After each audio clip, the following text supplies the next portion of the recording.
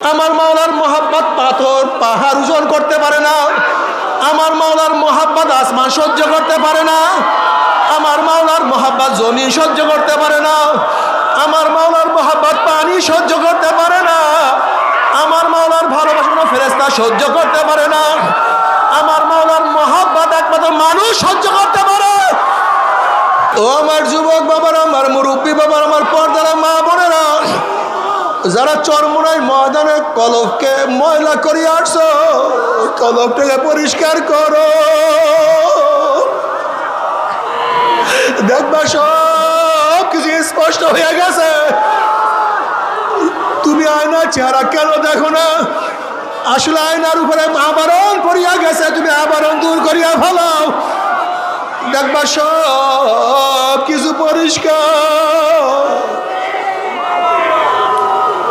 তখন কিছু গোপন থাকবে না। বাবারে, আমাদের চক্ষু আসলে বাহ্যিক চক্ষু অন্ধ হয় নাই। লা তা'মাল আবসার ওয়ালাকিন তা'মাল কুলুবুল্লাতী ফিস সুদূর। আসলে আমাদের বাহ্যিক চক্ষু অন্ধ হয় নাই, কলবের চক্ষুটা অন্ধ হয়ে গেছে। তোমার সামনে এত সুন্দর ফুলের বাগান, তুমি কেন দেখো না ফুলের বাগানের কোনো দোষ নাই? আসলে তোমার চক্ষু অন্ধ হয়ে গেছে। তোমার শুনে এত সুন্দর আওয়াজ, তুমি কেন শোনো না? আওয়াজের কোনো দোষ নাই। আসলে তোমার কানটা বহেরা হয়ে গেছে। তোমার মুখের মধ্যে এত দামি দামি খাদ্য, তুমি কেন মজা পাও না? খাদ্যের কোনো দোষ নাই, তোমার জবানটা নষ্ট হয়ে গেছে। তোমার সামনে এত সুন্দর ঘেরান, তুমি কেন পাও না? ঘেরানের কোনো ত্রুটি নেই, তোমার নাকটা বন্ধ হয়ে গেছে। তোমার সামনে আমার মাওলার এত কুদরত, আমার মাওলার আসমান, আমার মাওলার জমিন। আল্লাযী খালাকা সাবা সামাওয়াতিন তিবাকা মা তারা ফি খালকির রহমান মিন তাফাউত ফারজিল বাসারা হাল তারা মিন ফুতুর সুম্মারজিল বাসারা কাররাতাইনি ইয়ানকালিব ইলাইকাল বাসারু খাসিয়ান ওয়া হুয়া হাসির। আমার মাওলার এত কুদরত, আমার মাওলার এত নিদর্শন, তুমি কেন দেখো না? কলবের চক্ষু অন্ধ হয়ে গেছে, আর কিছু না। কলব নষ্ট হয়ে গেছে, কলব ধ্বংস হয়ে গেছে। ইয়াওমা লা ইয়ানফাউ মালুন ওয়ালা বানুনা ইল্লা মান আতাল্লাহ বিকলবিন সালিম। কিয়ামতের ময়দানে কলব, সুস্থ কলব ছাড়া আর কোনো লাভ নাই। আল্লাহ তুমি মাফ করিয়া দাও। পরিষ্কার কলব ছাড়া আর কোনো ফায়দা না। আল্লাহ কলব পরিষ্কার করিয়া দাও। বাবারে আল্লাহ,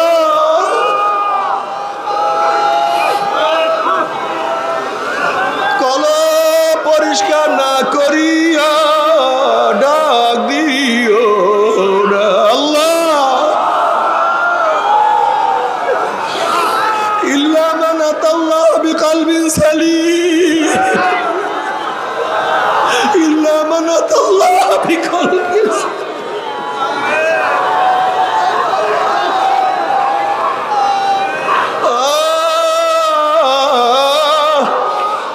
তুমি কি দেখো না ওমারের কলব পরিষ্কার হয়ে গেছে?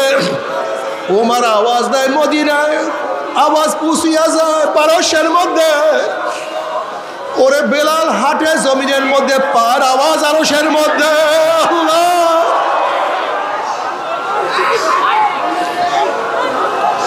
তুমিও মানুষ, বেলালও মানুষ, তুমিও মানুষ, ওমারও মানুষ। আল্লাহ মাফ করিয়া দাও। বাবারে, তুমি আমিও মানুষ। এই ময়দানের মধ্যে কত মানুষ আছে যারা আমার মাওলার পাগল। বাবারে, তুমি আমি এই মাঠের মধ্যে থাকি, তারাও এই মাঠের মধ্যে থাকে, কিন্তু তাদের সারাদিন খেয়াল আমার মাওলাই কই, আমার মাওলাই কই। কোথায় গেলে আমি মাওলাকে পাবো? আল্লাহ রে বাবা রে, ওরে তুমি আমিও মানুষ, মঈনুদ্দিন চিশতিও মানুষ, তুমি আমি মানুষ, রশিদ আহমদ গঙ্গিও মানুষ।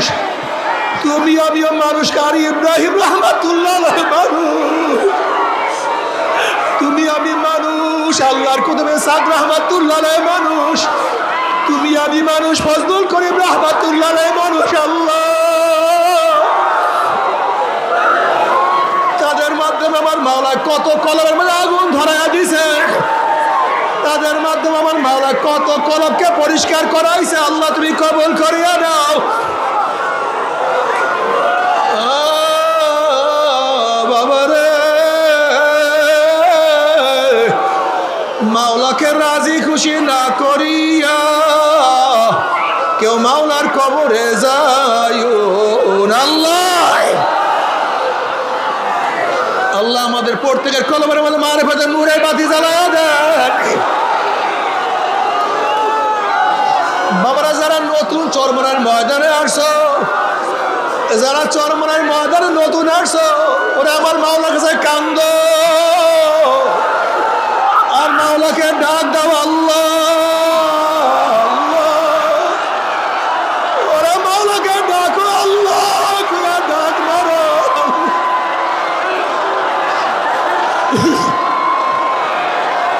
আল্লাহ রে তুমি ছাড়া উপায় দেখি না।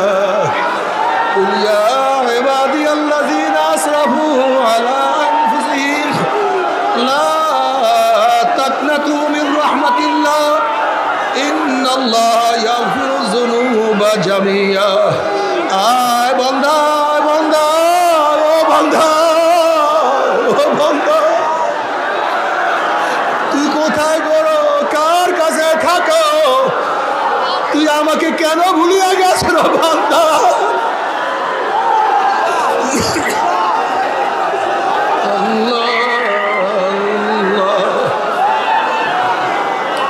ও বান্দা আমি তোকে বানাইছি আমার পরিচয় পাওয়ার জন্য। ও বান্দা আমি তোকে বানাইছি আমার মোহাব্বত পাওয়ার জন্য।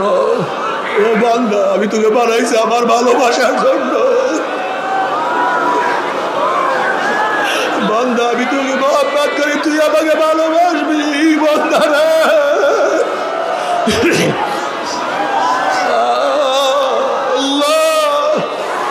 اللهم اجعل حبك حب إلي من نفسي وأهلي ومن الماء البارد. اللهم اجعل حبك حب إلي، اللهم اجعل حبك حب إلي من نفسي وأهلي ومن الماء البارد. বাবারে যারা চরমনার ময়দান নতুন আসছো, যারা চরমনার ময়দান নতুন আসছো, এখন থেকে নিয়াত করো আমি এই কলমটাকে মাওলার জন্য আফু করিয়া দিলাম। এই কলমটাকে মাওলার জন্য খালি করিয়া দিলাম। এই কলমের মধ্যে আমার মাওলাই বিচারণ করবো, অন্য কেউ না।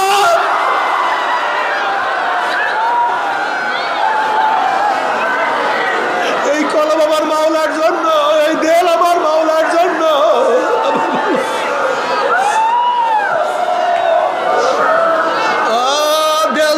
उसको दे जो साहेब दिलदार है,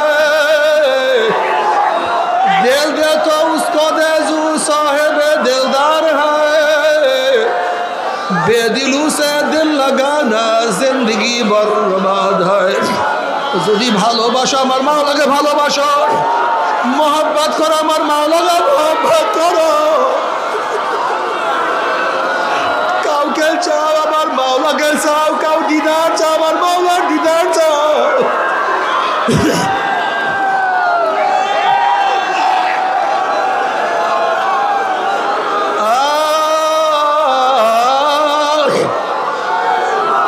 কিয়ামতের মাঝে আমার মাওলার অবস্থাটা কেমন হবে? আমার মাওলা কালামে পাকের মধ্যে ফরমান, ইয়াউমা লা ইউখজিল্লাহুন নাবিয়্যা ওয়াল্লাযীনা আমানু মা নূরুহুম ইয়াসআ বাইনা আইদিহিম ওয়া বিআইমানিহিম ইয়াকুলুনা রাব্বানা আতমিম লানা নূরানা ওয়াগফির লানা ইন্নাকা আলা কুল্লি শাইইন কাদির।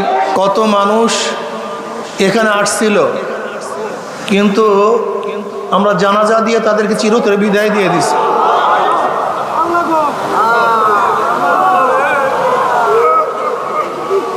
আমরা এখানে আসি, জানি না কার কয়দিন হায়াতে বাঁচবো থাকবো। অনেক মানুষ আসছে হসপিটালে অসুস্থ, মাহফিলে বুঝতেও পারে নাই। আল্লাহ পাক রব্বুল আলামিন আপনাকে আমাকে এখনো হায়াতে রেখে সুস্থ রেখে এই মাহফিলে বসার তৌফিক দান করছেন। শুকরিয়া তান সবাই বলে আলহামদুলিল্লাহ। চরমনাইয়ের ময়দান তো বুঝেন, যারা প্রথম থেকে এই পর্যন্ত আসেন নিশ্চয়ই তারা বুঝতে পারছেন চরমনাই ময়দান কি। চরমনাই ময়দান দুনিয়ার কোনো উদ্দেশ্যে সাজানো হয় নাই, এখানে দুনিয়ার কোনো উদ্দেশ্য নেই। এই ময়দান যারা সাজিয়েছেন আমার দাদাজান রহমতুল্লাহ আলাই, আব্বাজান রহমতুল্লাহ আলাই, তারা শুধুমাত্র আল্লাহকে পাওয়ার জন্যই, আল্লাহর সাথে মিলিয়ে দেওয়ার জন্য জীবনভর চেষ্টা করেছেন। আর এখানে যখন বয়ান যারা করে আপনারা শুনছেন নিশ্চিতভাবে, তারা সবাই একই উদ্দেশ্যে বয়ান করে, যেন মানুষ যেন আল্লাহমুখী হয়, মানুষ যেন মাওলাকে পায়। জনাবে মুহাম্মদ রাসূলুল্লাহ সাল্লাল্লাহু আলাইহি ওয়াসাল্লাম 23 বছরের জিন্দেগির উপরে পরিপূর্ণ আমল করতে পারে।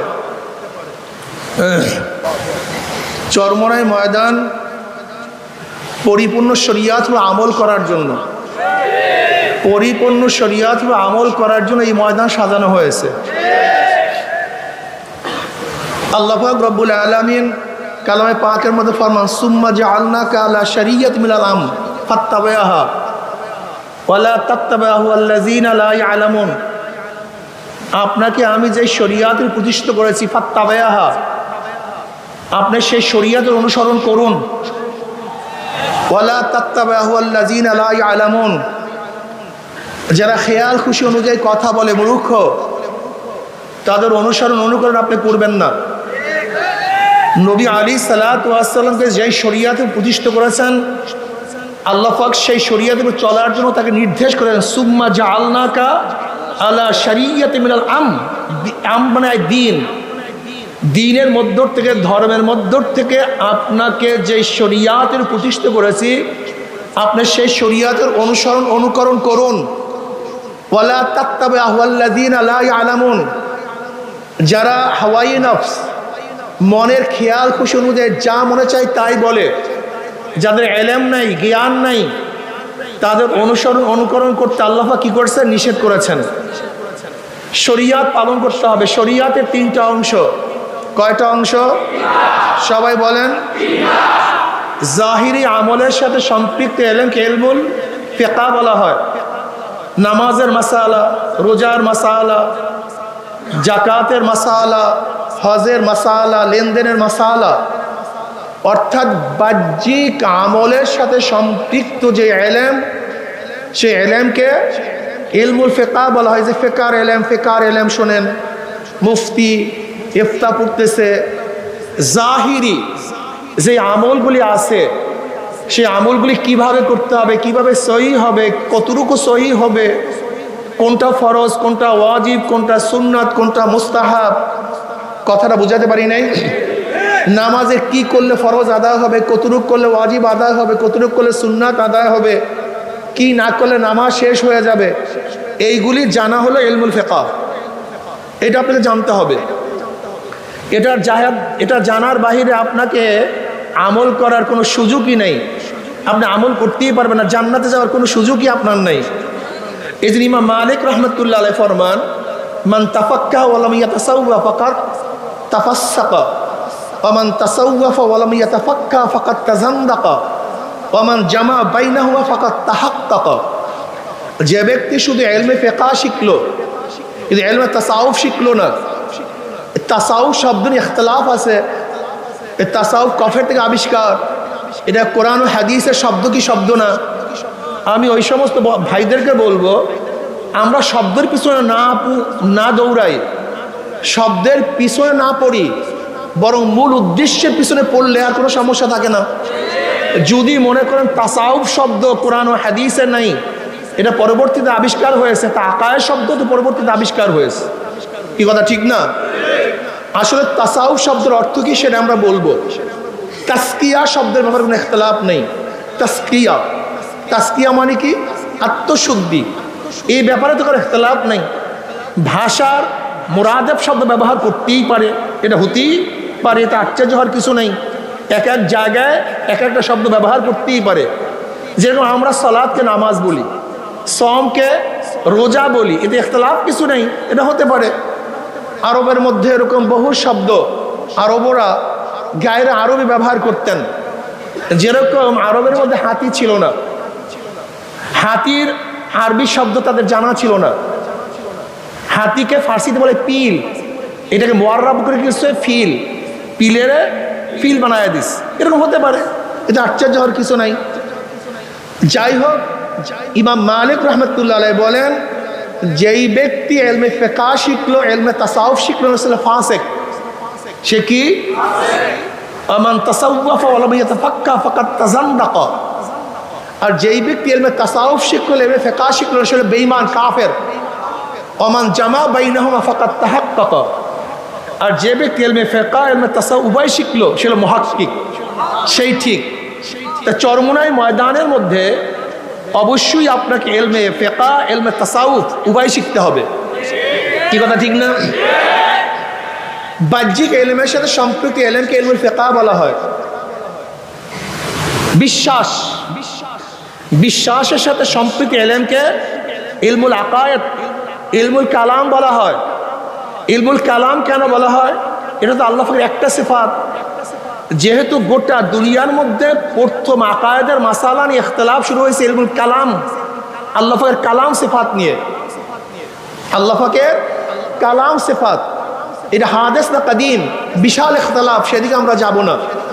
যেহেতু আকায়েদের মাসালা প্রথম শুরু হয়েছে কালাম সিফাত নিয়ে, এর জন্য আকায়েদের কিতাবকে কি বলা হয়? ইলমুল কালাম বলা হয়। ইলমুল আকায়েদ, কি বিশ্বাস করলে ঈমান থাকবে, কি বিশ্বাস না করলে ঈমান যাবে, আল্লাহ পাকে কিভাবে বিশ্বাস করতে হবে, তার জাত এবং সিফাত কতটুকু বিশ্বাস করতে হবে। যদি কেউ আল্লাহকে বিশ্বাস করে, আল্লাহ পাকের সিফাতকে বিশ্বাস না করে, সেও আর মোমেন থাকবে না।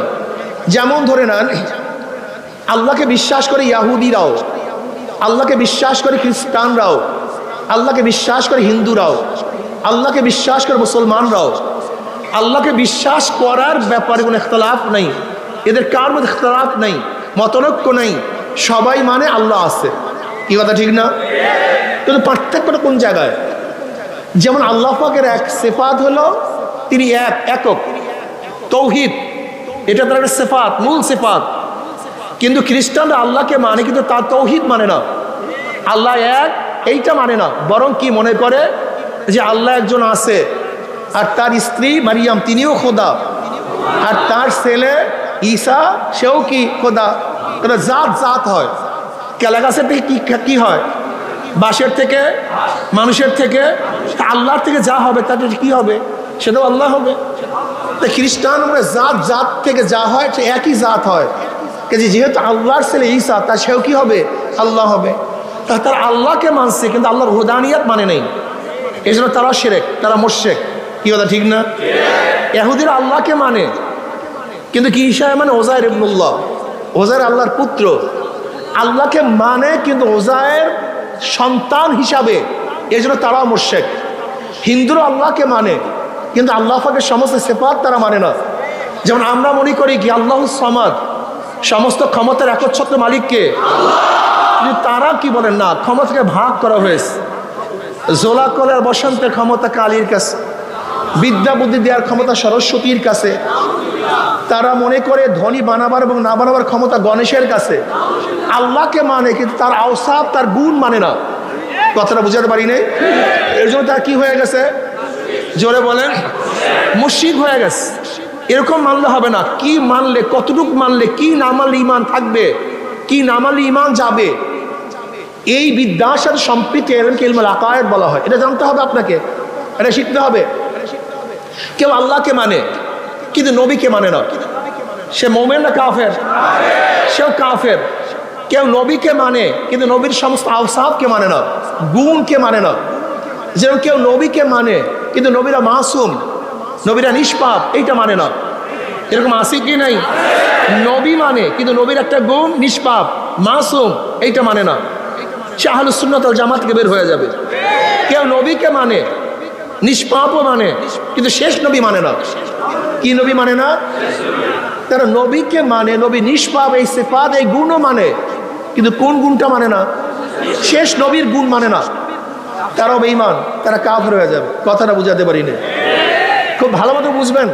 কেউ কোরআন মানে, কিন্তু কোরআনের মধ্যে তাহরিফ হয়েছে, পরিবর্তন হয়ে গেছে, বিবর্তন হয়ে গেছে, এর মধ্যে সব কোরআন নাই, এরকম যদি কেউ মানে, এরকম কোরআন মানলে হবে না, সেও কাফের হয়ে যাবে। যেরকম শিয়ারাও কোরআন মানে, কিন্তু তাহরিফের সাথে, তারা মনে করে কোরআনের মধ্যে কিছু পরিবর্তন হয়েছে। কথাটা বুঝাতে পারি নাই। এর জন্য আপনাকে অবশ্যই বুঝতে হবে কি মানলে, কি না মানলে, কতটুকু মানলে, কতটুকু না মানলে ইমান যাবে, ইমান থাকবে, এটা জানার দরকার আছে কি নাই? কেউ আল্লাহকে মানে, কিন্তু আল্লাহর সিফাতকে কোনো অলির মধ্যে মানে, উলুহিয়াত, হুজ্জাতুল বালাগার মধ্যে শাহ ওলিউল্লাহ মুহাদ্দিস রাহমাতুল্লাহ আলাইহি এই উলুহিয়াতের ব্যাপারে বিশাল আলোচনা করছেন। আল্লাহকেও মানে, কিন্তু তারা মনে করে কোনো অলির কাছে আল্লাহ পাক তার কিছু গুণ ভাগ করে দিয়ে দেয়। যেমন অলিরা ইচ্ছা করলে কাউকে হেদায়েত দিতে পারে, অলিরা ইচ্ছা করলে কাউকে জান্নাত থেকে নাজাত দিতে পারে, অলিরা ইচ্ছা করলে কাউকে জাহান্নাম থেকে বাঁচাতে পারে। এই যে বিশ্বাস, এই আকীদা যদি কার মধ্যে থাকে, এই উলুহিয়াত, খোদাই গুণ আল্লাহর বাহিরে কার মধ্যে আছে, এরকম বিশ্বাস করলো ইমানটা আস্তে লিক হয়ে বের হয়ে যায়, ইমান আর থাকে না। কথাটা বুঝাতে পারি না? এর জন্য ইলমুল আকায়েদ সম্পর্কে আমাদেরকে জানতে হবে। আল্লাহ পাকের আওসাফ এবং জাত উভয় সম্পর্কে মানতে হবে। কেউ আল্লাহকে মানছে, কিন্তু নবী আলাইহিস সালাতু আনিত বিধানকে মানে না, আনিত বিধানকে মানে না। কারবার শেষ। শুধু নবীকে মানলে হবে না, নবীর আনিত বিধানকে মানতে হবে, এটা আল্লাহ প্রদত্ত। এর জন্য আনোয়ার শাহ কাশ্মীর আহমদ কি বলছেন, ইমান কি? আল্লাহর বিশ্বাস থেকে নবী আলাইহিস সালাতু আনিত সমস্ত জিনিসকে মানার নাম ইমান। কেউ নবী আলাইহিস সালাম হাদিসকে অস্বীকার করছে, সুন্নাতকে অস্বীকার করছে, তোমার ইমান বের হয়ে গেছে, তোমার ইমান ঠিক নেই। এর জন্য আকায়েদ সম্পর্কে আমাদের অবশ্যই জানতে হবে। কথা ঠিক আছে না? এটা কিসের অংশ? সাতার অংশ, শরিয়াতের অংশ। আকায়েদ এটা কিসের অংশ? শরিয়াতের অংশ। আর একটা হলো বাতিনি আমলের সাথে সম্পৃক্ত। কিসের আমলের সাথে? রিয়া কি, কেবের কি, হুব্বে যা, হুব্বে মাল, লোভ, হেরেস, তমা, এইগুলির থেকে বাঁচার জন্য আপনাকে অবশ্যই শিখতে হবে, জানতে হবে, মানতে হবে। এইটাও ফরজ। কিন্তু অবস্থাটা কি হলো, আমরা এই কলবি রোগের ব্যাপারে কোনো আলোচনাও করি না, করতেও চাই না, মজাও লাগে না, অথচ এইটাও ফরজ। এইটাও কি? জোরে বলেন। এইটাও ফরজ, উপায় নেই, কোনো আমল কাজে লাগবে না। হাদিসে জিব্রাইলের মধ্যে হযরত নবী আলাইহিস সালাতু ওয়াস সালামকে যে শিক্ষা দেওয়া হয়েছে, সেই শিক্ষাই আমাদের মূল তরিকার শিক্ষা, এই ময়দানের শিক্ষা। وعن عمر بن الخطاب رضي الله تعالى قال بينما نحن عند رسول الله صلى الله عليه وسلم ذات يوم, আমরা নবী আলাইহিস সালাতু ওয়াস সালামের কাছে বসা একদিন, হঠাৎ এক ব্যক্তি আসছে, এক ব্যক্তি আমাদের কাছে আসছে, যার চুল ধবধবে সাদা, যার পোশাক একেবারে সুন্দর ফুরফুরে সাদা পোশাক, যার মধ্যে সফরের কোনো আসর নাই, চিহ্ন নাই। লা ইয়ারহুবুন আহাদুন, আমাদের মধ্যে কাউকে কেউ চিনিও না। হাত্তা জালাসিলা নবী সাল্লাল্লাহু আলাইহি ওয়াসাল্লাম ফাআসনাদা রুকবাতি লিরুকবাতাইহি ওয়া আদা কাফাইহি আলা ফাকিজাইহি ওয়া ক্বালা ইয়া মুহাম্মদ আকবিরনি আনিল ইসলাম। তিনি সরাসরি আসছেন, আসিয়া নবী আলাইহিস সালাতু ওয়া সাল্লাম বসছেন, দুই হাঁটুর সাথে হাঁটু মিলায়া, ফাআসনাদা রুকবাতাইহি ইলা রুকবাতি ওয়া আদা কাফাইহি আলা ফাকিজাইহি। এবং জনাব মুহাম্মদ রাসূলুল্লাহ সাল্লাল্লাহু আলাইহি ওয়াসাল্লামের রানের উপর, উরুর উপরে হাত রাখছেন, অতপা ওয়াদা কাফাই আলা ফাকিজাইহি, নিজের হাত নিজের উরুর উপরে রাখছেন এবং হাঁটুর সাথে মিলায়া বসছেন, নামাজের কায়দা আত্তাতুর সূরাতে। দেখেন ইলমে তাসাউফ পন্থীরা সাধারণত এইভাবে বসা বিশ্বাস করে, অনেক সময় বসে আদবের সাথে। দেখবেন এই আদব কিন্তু অনেকের মধ্যেই নাই। কি কথা ঠিক না? চরমনায়ের তরিকাটা কি? আদব শিক্ষা দেওয়ার জায়গা, এখানে আদব শিখতে হবে। আদব সবচেয়ে দামি, জিবরিল আলাইহিস সালাতু ওয়াস সালাম কেন আসছেন? লা তারফাউ আসওয়াতাকুম ফাওকা সাওতিন নবী, নবী আলাইহিস সালাতু ওয়াস সালামের আওয়াজের উপরে তোমাদের আওয়াজ যেন না বাড়ে, উচ্চ না হয়। সাহাবাদের কেমন আদব ছিল, কথা বলাই বন্ধ করে দিয়েছে, কেউ কথাই বলেন না, জরুরি কথা বলতেন না। আর তোমরা তো খালি চিল্লাতেই থাকো, এই আওয়াজ বন্ধ করেন, আওয়াজ বন্ধ করেন, আওয়াজ বন্ধ করেন, কিন্তু আপনারা চিল্লাইতেই থাকেন, এটা আদবের খেলাফ। কিন্তু সাহাবাদের আদব কি ছিল? আল্লাহ পাক যখন বলছে খবরদার নবীর আওয়াজের উপর তোমার আওয়াজ যেন উচ্চ না হয়, সাহাবারা কথা বলা বন্ধ করে দিয়েছেন। জরুরি মাসালাও জিজ্ঞাসা করেন না, কি মুসিবত। এরপরে জিবরিল আলাইহিস সালাতু ওয়াস সালামকে আল্লাহ পাক পাঠাইলেন কিভাবে কথা বলতে হবে, কিভাবে জিজ্ঞাসা করতে হবে, প্রয়োজনীয় মাসালা কিভাবে জিজ্ঞাসা করতে হবে, এটা শিক্ষা দেওয়ার জন্য নবী আলাইহিস সালাতু ওয়াস সালামের কাছে জিবরিল আলাইহিস সালাতু আসছেন, আদবের সাথে বসছেন। এবার বলতেছেন মুহাম্মদ আখবিরিন আল ইসলাম, ইসলাম কি জিনিস আমাকে বলো। নবী আলাইহিস সালাতু আল ইসলামু আন তাশহাদু আল্লা ইলাহা ইল্লাল্লাহ ওয়া আন্না মুহাম্মাদুর রাসূলুল্লাহ ওয়া তুকিমুস সালাহ ওয়া তুতিজ যাকাত ওয়া তাসুমু রমাযান ওয়া তাহুজ্জাল বাইতা মান ইসতাতা ইলাইহি সাবিলা ক্বালা সাদাকতা ফাজিবনা লাহু ইয়াসআলু ওয়া ইউসাদ্দিকুহু। নবী আলাইহিস সালাতু জবাব দিলেন যে আল্লাহকে এই সাক্ষী দেওয়া, নামাজ কায়েম করা, যাকাত আদায় করা, রমজান মাসে রোজা রাখা, এবং যা সাধ্য আছে মান ইসতাতা ইলাইহি সাবিলা, সে কি করবে? হজ করবে। ক্বালা সাদাকতা, আপনি সত্য কথা বলছেন। ওমর ইবনে খাত্তাব রাদিয়াল্লাহু ফরমান, আমরা তো আশ্চর্য হয়ে গেছি, যে ব্যক্তি সুয়াল করছে সেই আবার বলছে ঠিকই বলছেন, তার মানে আগের থেকে সে জানে, আগের থেকে এর জবাব তার জানা আছে। এরকম না সে মূর্খ মানুষ, সে শিখার জন্য আসছে, বরং এখানে পরীক্ষা এবং জানাবার জন্য আসছে। জবাব দিলেন। এবার বললেন আখবিরিন আল ঈমান, ঈমান কি জিনিস? নবী আলাইহিস সালাতু ওয়াস সালাম ফরমান আন তুমিনা বিল্লাহি ওয়া মালাইকাতিহি ওয়া কুতুবিহি ওয়া রুসুলিহি ওয়াল ইয়াউমিল আখির ওয়া তুমিনা বিকদরি খাইরি ওয়া শাররিহি, এই বিশ্বাস করে, এই বিশ্বাস করে, এই বিশ্বাস করা। ক্বালা সাদাকতা।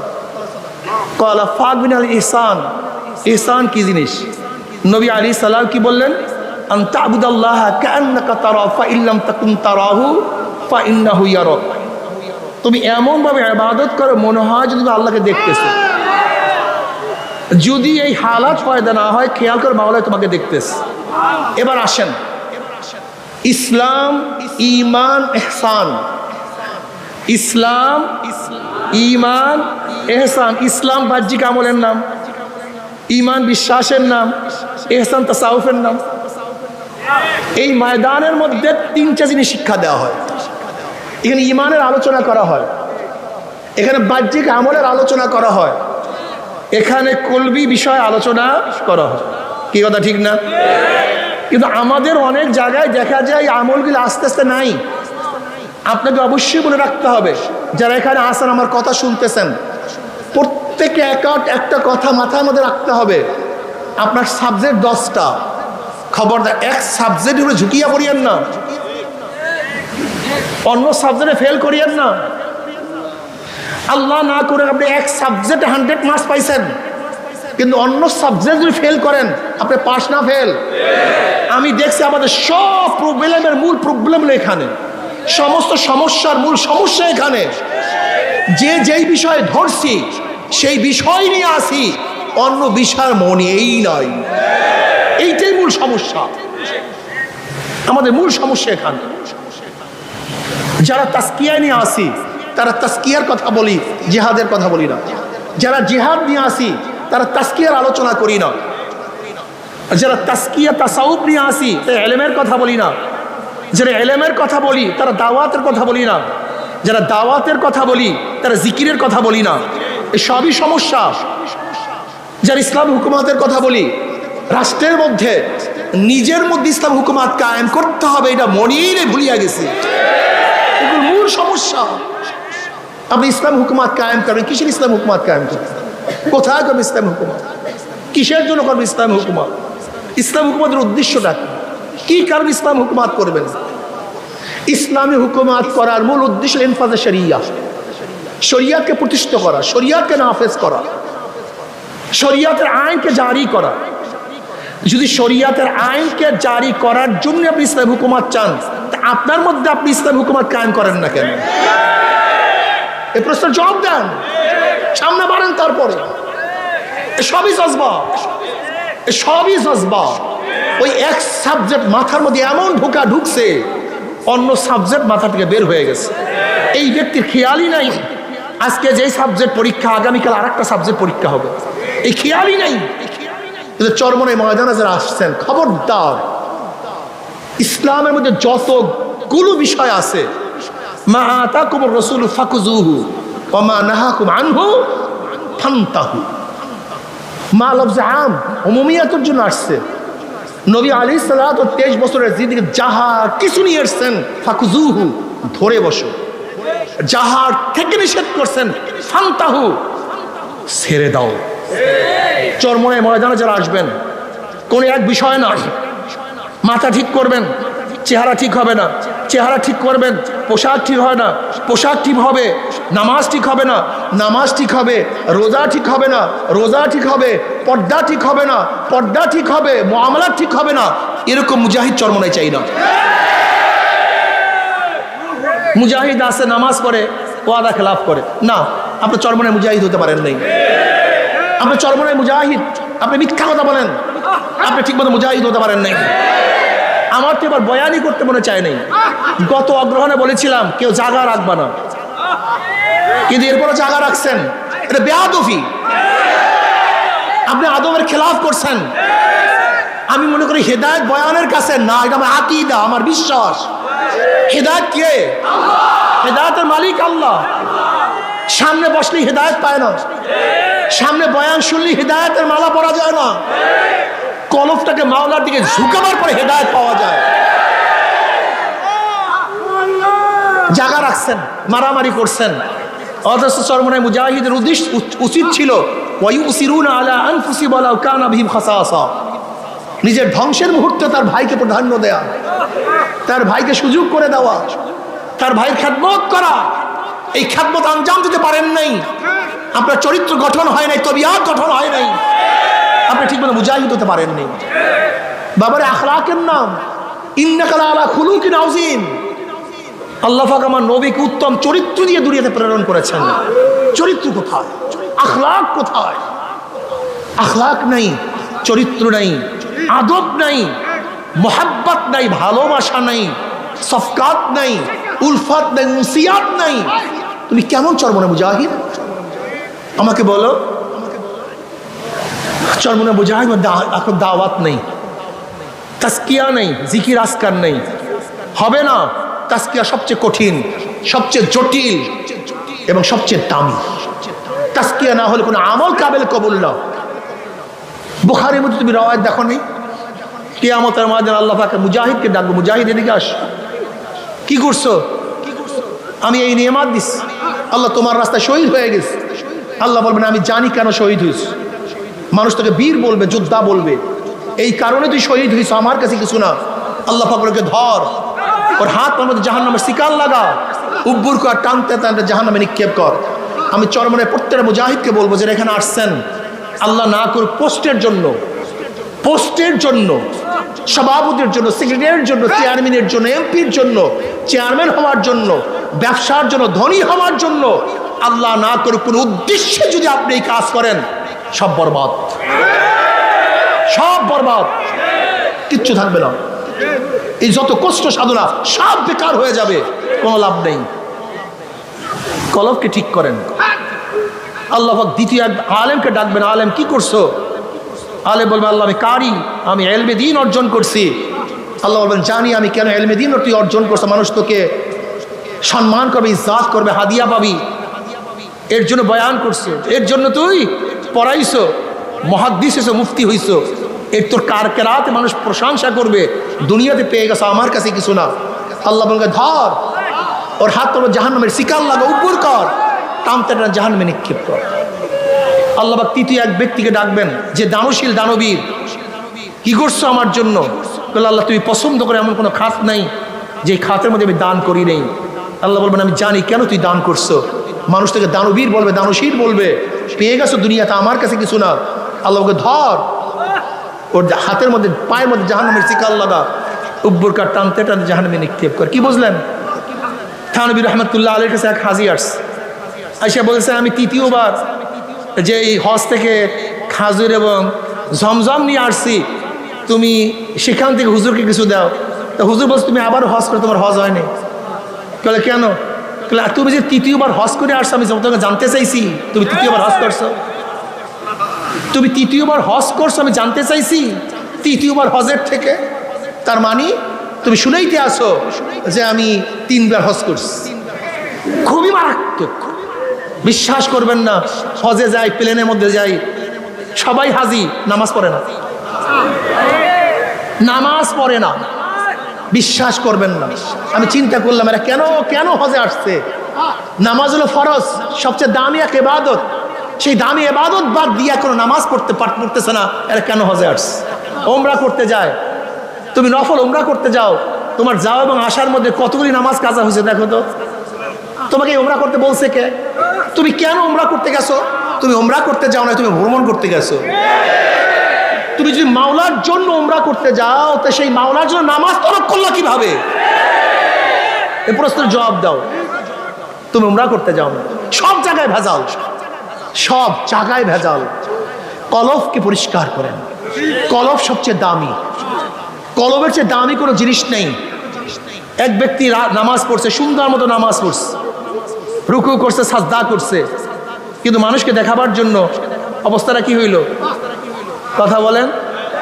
ফাওয়াইলুল লিল মুসাল্লিন আল্লাযীনা হুম আন সালাতিহিম সাহুন আল্লাযীনা হুম ইউরাউনা ওয়া ইয়ামনাউনাল মাউন। বিশ্বাস হয় না? অধিকাংশ ইমামরা মানুষকে দেখাবার জন্য নামাজ পড়ে। মনে কিছু নিয়েন না, উদাহরণ দেয়। যেরকম ইমামতের সময় যখন ইমামতি করে তখন নামাজ কত সুন্দর, কেরাত কত সুন্দর, রুকু কত সুন্দর, সাজদা কত সুন্দর। যদি এই ইমাম সাহেব যখন রুমের মধ্যে নামাজ পড়ে তখন নামাজের অবস্থাটা কি? ঘটনাটা কি? তুমি ইমামতির সময় কার সামনে নামাজ পড়ছো, আর ওই রুমের মধ্যে কার সামনে নামাজ পড়ছো? তা নামাজ দুই পার্থক্য কেন? ঘটনাটা কি? নামাজের পার্থক্য কেন? তুমি কলবের খেয়াল নাও নাই দেখে তুমি বুঝোই না কোন জায়গায় প্যাঁচটা লাগছে। আসলে তোমার কলবের চিন্তাই নাই দেখে প্যাঁচটাই বুঝো নাই কোন জায়গায় লাগছে। তোমার খবরই নেই, কলবের কোনো খবর নেই। আসলে তোমার আমার কলবের চিন্তাও নেই, এর জন্য কলবের রোগ ধরা পড়ে না। অথচ সাহাবাদের অবস্থা রাখি। হানজালা রাদিয়াল্লাহু তাআলা আনহু একদিন বলতেছে হানজালা মুনাফিক হয়ে গেছে। মুসলিমদের রওয়ায়াত হানজালা মুনাফিক হয়ে গেছে।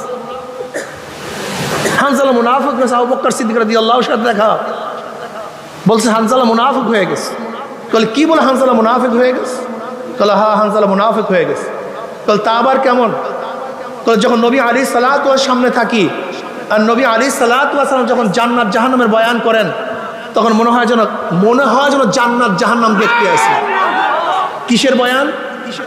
জোরে বলেন। আর বর্তমানে ওলামায়ে কেরাম জান্নাত জাহান্নামের বয়ান করে না। অথচ হানজালা রাদিয়াল্লাহু ফরমান যখন নবী আলাইহিস সালাতু কিসের বয়ান করেন?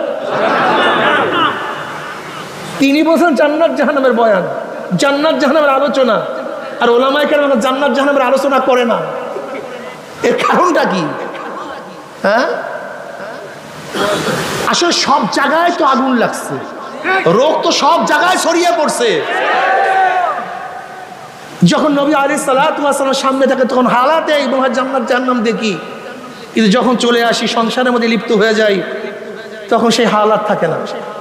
আবু বকর রাদিয়াল্লাহু আনহু, হ্যাঁ আমারও তো একই অবস্থা, আমিও তো একই অবস্থা, আমারও তো সেই একই হালাত। তাহলে আমিও তো মুনাফিক হয়ে গেছি। উভয় গেছে জনাবে মুহাম্মদ রাসূলুল্লাহ সাল্লাল্লাহু আলাইহি ওয়াসাল্লামের কাছে, ইয়া নবী আল্লাহ হানজালা তো মুনাফিক হয়ে গেছে। বলে কি বলো, কিভাবে মুনাফিক হইছো? বলে ইয়া নবী আল্লাহ আপনার দরবারে যখন থাকি আপনি জান্নাত জাহান্নামের আলোচনা করেন, মনে হয় যেন জান্নাত জাহান্নাম দেখতেছি, এরকম ভাব মনে হয়। কিন্তু যখন আপনার থেকে চলে আসি এই হালাত আর ঠিক থাকে। আপনার দরবারে এক হালাত, আপনার বাহিরে, এইটা তো মুনাফিকের আলামত। দেখছেন কত পরিষ্কার রূহ, কলব কত পরিষ্কার, কত স্বচ্ছ, ধরা পড়ছে। নবী আলাইহিস সালাতু বলে তো মুনাফিক হও নেই, আমার দরবারে থাকলে, আমার কাছে থাকলে তোমাদের যে হালাত, এই হালাত যদি সবসময় থাকতো, তাই বিছানায় রাস্তায় ফেরেশতারা তোমাদের সাথে মুসাফা করতো।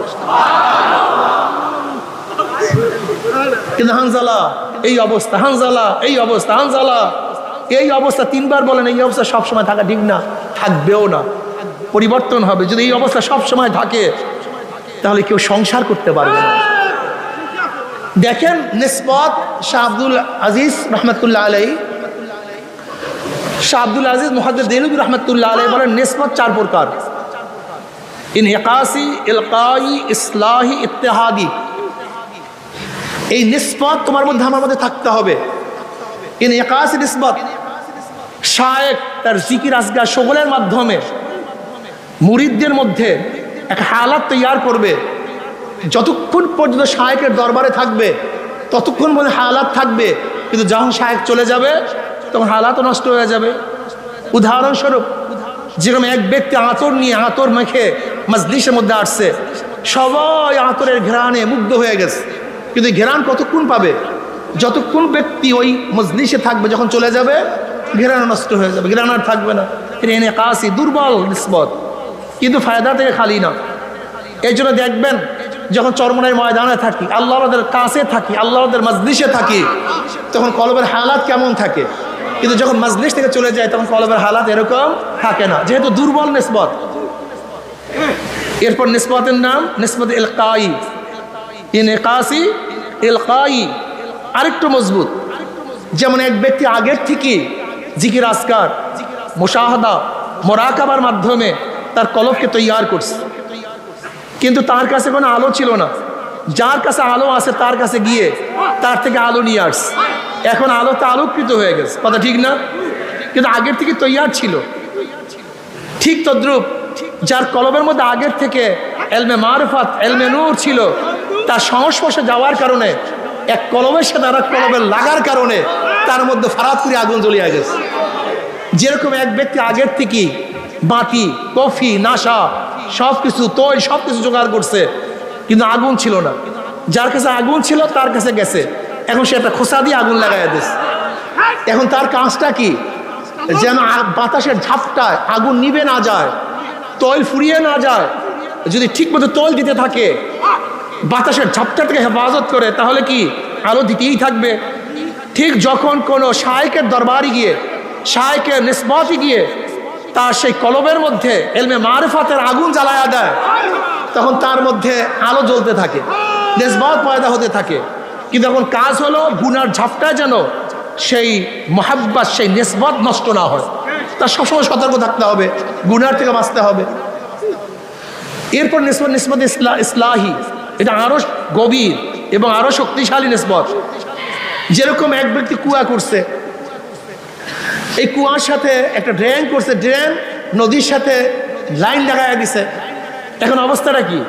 সব সময় নদীর থেকে পানি আসতেই থাকবে, সামান্য কোনো ছোট্ট ছোট্ট চাকায় সেই পানি বন্ধ হবে না, কিন্তু ভারী চাকা যদি পড়ে যায় তখন আর পানি আসবে না। ঠিক তদ্রূপ এক ব্যক্তি জিকির আসকার, মোরাকাবা, মুশাহাদার মাধ্যমে সে একটা কুয়া খনন করছে, কলবকে তৈয়ার করছে। যে শায়েখের মধ্যে এলমে মারিফাত আছে, তার কলবের সাথে যখন নিসবত পয়দা হয়ে গেছে, এখন সব সময় সেখান থেকে তার মধ্যে একটা লুজ্জাত, একটা মজা, একটা স্বাদ, একটা মারিফাত আসতে থাকবে। কিন্তু যদি বড় চাকা হারাম কবিরা গুনার মধ্যে পড়িয়া যায়, তখন বড় চাকায় সেই নূর বন্ধ হয়ে যাবে। আর একটা নিসবত ইত্তেহাদি, এক হয়ে যাওয়া, শায়েখ এবং সালেকের মেজাজ, মন সব কি হয়ে যাওয়া, এক হয়ে যাওয়া।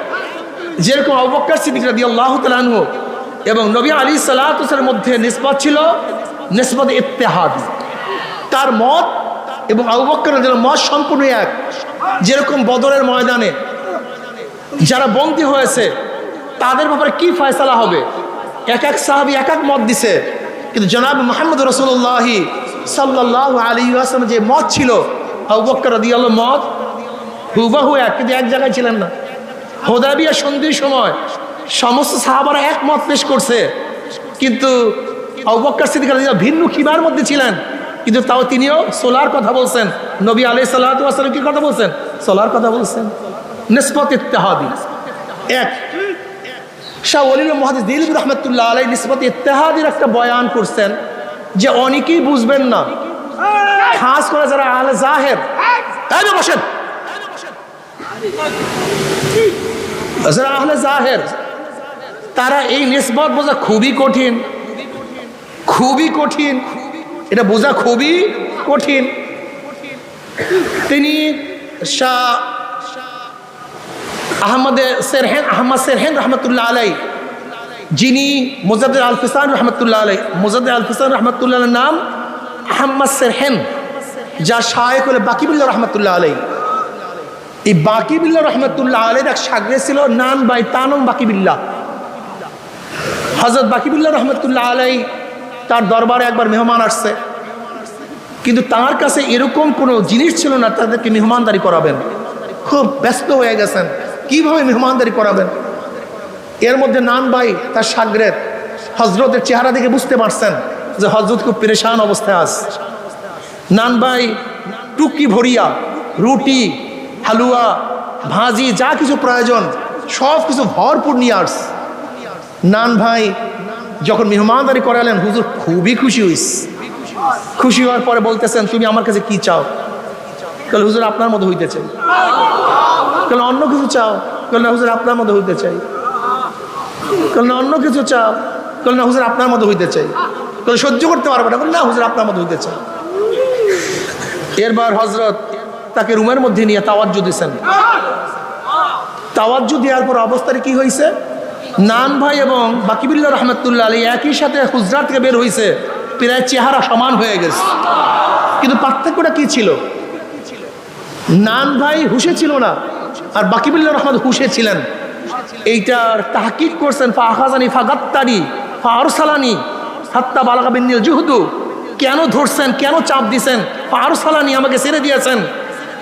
নবী আলাইহিস সালাতু ওয়াস সালাম, জিবরাইল আলাইহিস সালাতু ওয়াস সালাম ধরছেন, চাপ দিছেন, বলেন ইকরা। কল মা না বিকারিয়ান, আমি তো পড়তে পারি না। ফাখাজানি ফাগাত্তানি হাত্তা বালাগা মিন্নিল জুহদু, আমার মধ্যে মানে কষ্ট উছিয়া গেছে, জন্মে ঢুকছে। এরপরে আর কষ্ট সহ্য করার মতো ক্ষমতা আমার মধ্যে ছিল না। ফারসালান, আমাকে ছেড়ে দিয়েছেন। এবার বলেন ইকরা, আমি বলে মা না বিকারিয়ান, আমি তো পড়তে পারি না। আবারও ধরছেন, আবারও চাপ দিছেন, বলেন ইকরা, তাহলে আমি তো পড়তে পারি না।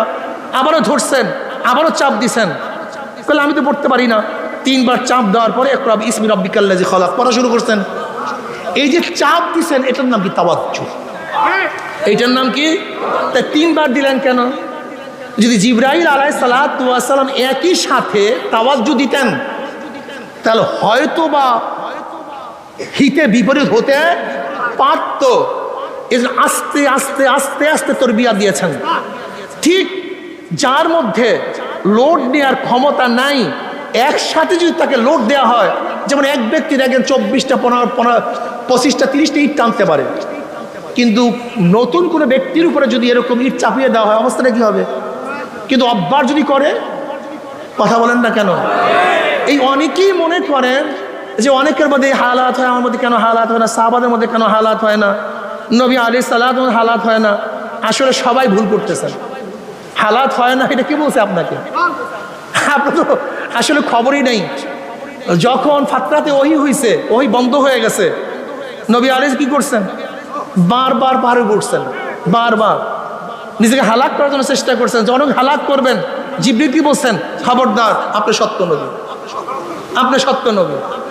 এটা বুখারীর মধ্যে রাওয়ায়াত আছে। হালাত পয়দা হয়নি। নবী আলাইহিস সালাত যখন দুনিয়া থেকে বিদায় হয়ে গেছেন, নবী আলাইহিস সালাত দুনিয়া থেকে বিদায় হয়ে গেছেন, ওমর রাদিয়াল্লাহু হালাত কি ছিল? উমারের মতো বুঝদার লোক, নবী আলাইহিস সালাত ফরমান বুখারীর মধ্যে রাওয়ায়াত আছে, উমার বলেও ঠিক, বোঝেও ঠিক। উমার বলেও ঠিক, তো নবী আলাইহিস সালাত দুনিয়ার বিদায় এটা বোঝেন নাই তিনি? ঘটনাটা কি? বুখারীর মধ্যে রাওয়ায়াত আছে, উমার বোঝেও ঠিক, বলেও ঠিক। তা নবী আলাইহিস সালাত দুনিয়াতে বিদায় হয়ে গেছেন, নাঙ্গা তলোয়ার নিয়ে ঘুরতেছে।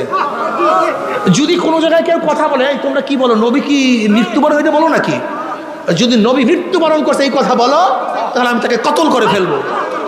নবী মৃত্যুবরণ করেন নাই, কোথায় গেছে? যেটা মুসা আলাইহিস সালাত তুর পাহাড়ে গেছেন, আবার ফিরে আসছেন। নবী আলাইহিস সালাত মাওলার দিদারে গেছেন, আবার ফিরে আসবেন। কে বলছে? যেমন তেমন মানুষ না, ওমারের মতো লোক। আমাকে বলুন, ওমারের মতো লোক যদি নাঙ্গা তলোয়ার নিয়ে ঘুরতে পারে, যে নবী ইন্তেকাল করেন নাই, এমনকি আবু বকর রাদিয়াল্লাহু তাআলা দাঁড়ায় আসছেন, নবী আলাইহিস সালাতু ওয়াস সালামের ইয়ামানি চাদরের মধ্যে ঢাকা ছিল।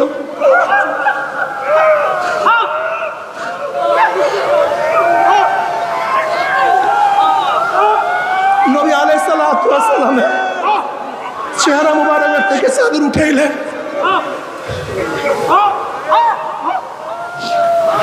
চেহারার মধ্যে চুম্বন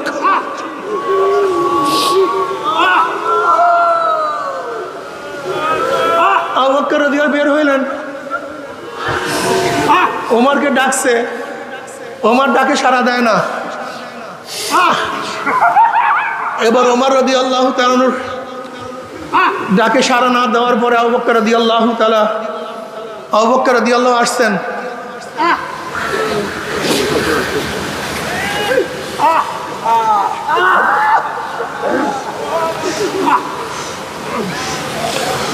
তোমরা যারা মুহাম্মদ সাল্লাল্লাহু আলাইহি ওয়াসাল্লাম ইবাদত করো, তিনি তো মরে গেছেন, কদ মাতা। আর যারা আল্লাহ পাকের ইবাদত করো, সে তো জিন্দা, লা ইয়ামুত। ওমা মুহাম্মদ ইল্লা রাসূল কদ খালাত মিন ক্বাবলিহির রাসূল। এই আয়াত তেলাওয়াত করলেন, সাহাবারা বললেন, যখন ওমর হযরত আবু বকর রাদিয়াল্লাহু তাআলা আনহু এই আয়াত তেলাওয়াত করলেন, তখন আমরা সবাই ধারণা করলাম এইমাত্র আল্লাহ পাক আয়াত নাজিল করেছেন। এই আয়াত আমাদের কারোর মনে ছিল না।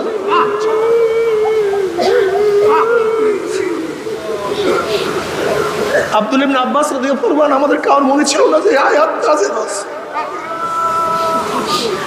আমরা সবাই ভুলে গেছি।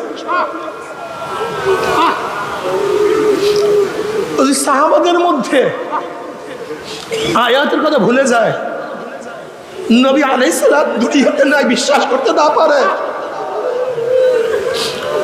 বুঝো তাদের হালাতটা কি। অথচ আমাদের মধ্যে হালাত এখন আর নাই। কার মধ্যে হালাত পয়দা হলে আমরা মানতে পারি না। আসমার মধ্যে আবু বকর রাদিয়াল্লাহু তাআলা আনহুমার থেকে রওয়ায়াত আসছে, বুখারীর মধ্যে রওয়ায়াত। তুমি কি দেখো নাই, নবী আলাইহিস সালাতু ওয়াস সালাম খুতবা দেওয়ার জন্য দাঁড়াইলেন। নবী আলাইহিস সালাতু ওয়াস সালাম কবরের বয়ান শুরু করলেন। দাজ্জাল মুসলিমুনা দাজ্জাতান, দাজ্জাল মুসলিমুনা দাজ্জাতান। মুসলমানদের মধ্যে এরকম চিল্লাচিল্লি শুরু হয়ে গেছে, হায়বা শুরু হয়ে গেছে, কান্নাকাটি শুরু হয়ে গেছে। নাসাইর মধ্যে রওয়ায়াত আসছে, রাবি বলেন মুসলমানদের চিল্লাচিল্লির কারণে, কান্নাকাটির কারণে নবী আলাইহিস সালাতু কি বয়ান করতেছিলেন আমরা শুনতেছিলাম না। তা সাহাবাদের মধ্যে কি চিল্লাচিল্লি হয় নাই, কান্নাকাটি হয় নাই? এমনকি এমন কান্নাকাটি যে নবী আলাইহিস সালাতু ওয়াস সালাম কি বয়ান করতেছিলেন সেটা আমরা শুনতেছিলাম না। নাসাইর মধ্যে রওয়ায়াত আসছে, রাবি বলেন যখন নবী আলাইহিস সালাতু বয়ান শেষ, কান্নাকাটিও শেষ হয়ে গেছে, কাছে থাকা একজনকে আমি প্রশ্ন করলাম, নবী আলাইহিস সালাতু ওয়াস সালাম এমন কি বয়ান করছেন সাহাবাদের মধ্যে পেরেশানি, হায়বা শুরু হয়ে গেছে। তখন রাবি বলতেছেন নবী আলাইহিস সালাতু ওয়াস সালাম এই বয়ান করছেন অচিরেই কবরের মধ্যে দাজ্জালের ফিতনার মধ্যে ফিতনার সম্মুখীন হতে হবে। এই বয়ানের কারণে সাহাবাদের মধ্যে কান্নাকাটি রোল পড়ছে। আজকে আমাদের মধ্যে কান্নাকাটির রোল নেই, হায়বাদের চিল্লা চিল্লি নেই। এর কারণটা কি? আসলে কলবের খবর নাই পাগল, কলবের চিন্তা নাই তোমার মধ্যে আমার মধ্যে। আমাদের সমস্যা এখানে, কলবের চিন্তা নাই, কলবের কোনো খবর নাই, শুধু দুনিয়া দুনিয়া, দুনিয়ার পাগল হয়ে গেছে। দেখো জনাব মুহাম্মদ রাসূলুল্লাহ সাল্লাল্লাহু আলাইহি ওয়াসাল্লামকে জিবরিল আলাইহিস সালাতু ওয়াস সালাম নতুন করে শিক্ষা দেওয়ার জন্য আসেন নাই। নবী আলাইহিস সালাতু ওয়াস সালাম তো কামেল ছিলেন। নবী তো তখন থেকে নবী যখন আদম আলাইহিস সালাতু ওয়াস সালাম মাটি এবং পানির মধ্যে ছিলেন। কিন্তু এখানে জিবরিল আলাইহিস কি করেছেন, যেহেতু নবী আলাইহিস সালাতু ওয়াস সালাম হেরার মধ্যে 6 মাস ইবাদতের মগ্ন থাকার কারণে ইবাদতের মধ্যে গালেব হয়ে গেছে, রিসালাতের চিন্তা তার থেকে অনেকটা চাপা পড়ে গেছে। এর জন্য জিবরিল আলাইহিস সালাতু ওয়াস সালাম তার উপরে রিসালাতের যে দায়িত্ব আছে সেটা জাগ্রত করার জন্য, সেটা কি করার জন্য? জাগ্রত করার জন্য চাপ মারছেন। যেরকম কোন সুন্দরী ব্যক্তি কোনোদিন আয়না দেখে নাই, কোনোদিন আয়না দেখে না, হঠাৎ যদি আয়না দেখে দেখে আমি এত সুন্দর, এত আকর্ষণীয় আমার চেহারা, আয়না কি নতুন চেহারা সৃষ্টি করছে না প্রকাশ করছে? জোরে বলেন। চেহারা তো আগের থেকেই ছিল, আয়না তার চেহারাকে প্রকাশ করছে, কথা ঠিক না? ঠিক আমাদের মধ্যে হাজারো গুণ আছে, হাজারো মালাকা আছে। আমি বিশ্বাস করছি আন্নাসু মাআদিনু কামাআদিনিজ যাহাবি ওয়াল ফিদ্দা খিয়ারুন ফিল জাহিলিyyah খিয়ারুন ফিল ইসলাম ইযা ফাকিহু। আমি বিশ্বাস করি এই মানুষগুলি, নবী আলাইহিস সালাতু কি বলেছেন, প্রত্যেকটা মানুষ স্বর্ণ এবং রূপার খনির মতো খনি। আন্নাসু মাআদিনু কামাআদিনিজ যাহাবি ওয়াল ফিদ্দা, এটা প্রত্যেকটা খনি। হাজারো স্বর্ণের টুকরা আজকে ময়লার মধ্যে, হাজারো স্বর্ণের টুকরা কাদার মধ্যে, হাজারো স্বর্ণের টুকরা আজকে নর্দমার মধ্যে। আমি বিশ্বাস করি আজকে যদি দিনের আলো দিয়ে, দিনের পানি দিয়ে, শরিয়াতের পানি দিয়ে সেই স্বর্ণের টুকরাগুলিকে আবার ধোয়া হয়, আবার চকমক চকমক করতে থাকবে। যে আবরণ পড়ছে কলিমার মধ্যে, এই আবরণটাকে দূর করা যায়। সব স্বর্ণের টুকরা, সব মানিক, সব হীরা, সব পান্না, সব কাউসার, সব ইয়াকুত যদি ঠিক মতো কলমটাকে ধৌত করতে পারি, পরিষ্কার করতে পারি, দেখবা তুমি কত সুন্দর, তুমি কত সুন্দর, তুমি আশরাফুল মাখলুকাত, তুমি সমস্ত সৃষ্টির সেরা। তোমাকে মাওলা শুধু দুনিয়ার জন্য বানান নাই, টাকার জন্য বানান নাই, পয়সার জন্য বানান নাই। আমার মাওলা তোমাকে শুধু দুনিয়ার ঘরের জন্য বানান নাই, আমার মাওলা তোমাকে জমির জন্য বানান নাই, সরদারি করার জন্য আমার মাওলা তোমাকে বানান নাই। যদি কলবটাকে পরিষ্কার করতে পারো, তোকে দেখতে পারবা আমার মাওলা তোমার মধ্যে তার মহাব্বত দেওয়ার জন্য সৃষ্টি করেছেন। এই মহাব্বত অন্য কেউ ধারণ করতে পারে না। আমার মাওলার মহাব্বত পাথর পাহাড় ওজন করতে পারে না। আমার মাওলার মহাব্বত আসমান সহ্য করতে পারে না। আমার মাওলার মহাব্বত জমিন সহ্য করতে পারে না। আমার মাওলার মহাব্বত পানি সহ্য করতে পারে না। আমার মাওলার ভালোবাসা কোনো ফেরেশতা সহ্য করতে পারে না। আমার মাওলার মহাব্বত একমাত্র মানুষ সহ্য করতে পারে।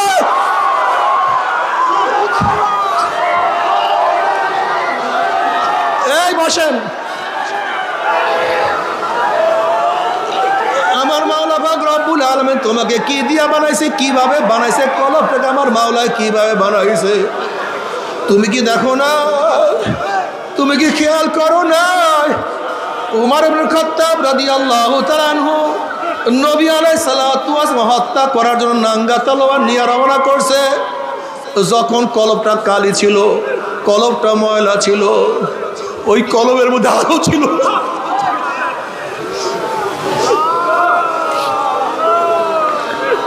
যখন কলবটা নর্দমার ময়লার মধ্যে ছিল, তখন ওই কলব আমার নবী কি ও চিনতে পারে নাই, আমার নবীর মর্যাদা বুঝতে পারে না।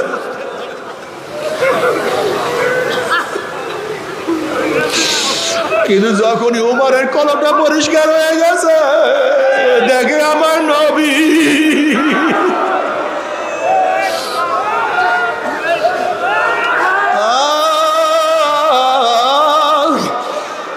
নবী আলাইহিস সালাতু ওয়াস সালাম ফরমান লা ইউমিনু আহাদুকুম হাত্তা কুনা হাব্বা ইলাইহি মিন ওয়ালিদিহি ওয়া ওয়ালাদিহি ওয়ান নাসি আজমাইন।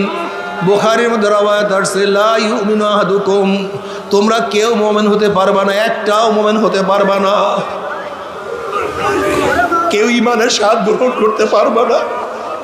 ঈমানের মজা, ঈমানের লুজ্জত, হালাওয়াত ঈমান কার মধ্যে তোমাদের আসবে না। ঈমান থাকবে, মজা পাবা না। লা ইউমিনু আহাদুকুম হাত্তা কুনা আহাব্বা ইলাইহি মিন ওয়ালিদিহি ওয়া ওয়ালাদিহি ওয়ান নাসি আজমাইন। যতক্ষণ আমি নবীকে তোমার টাকা, তোমার পয়সা, তোমার বাবা, তোমার মা, তোমার ছেলে, তোমার সন্তান, তোমার ভাই, তোমার বন্ধু, তোমার দল, তোমার নেতা, এমনকি তোমার নিজের জীবনের চেয়ে যতক্ষণ পর্যন্ত আমি নবীকে বেশি মহব্বত করতে না পারবা, ততক্ষণ পর্যন্ত কেউ মোমেন হতে পারবা না।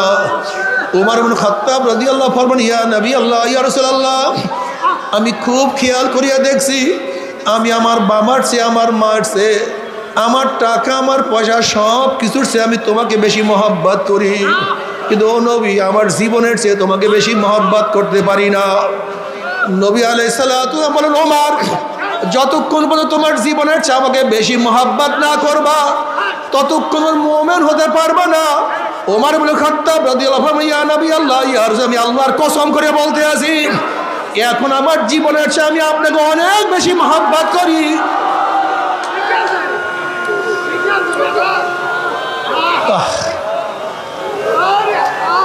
তুমি কি দেখো নাই আবু বকর সিদ্দিক রাদিয়াল্লাহু তাআলা আনহুর কাছে প্রশ্ন করে, তোমার কাছে দুনিয়ার মধ্যে সবচেয়ে কি বেশি প্রিয়?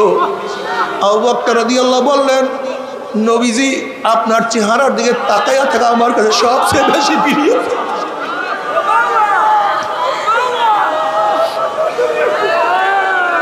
আপনার চেহারার দিকে তাকায়া দেখি কি যে মজা, কি যে শান্তি পায়।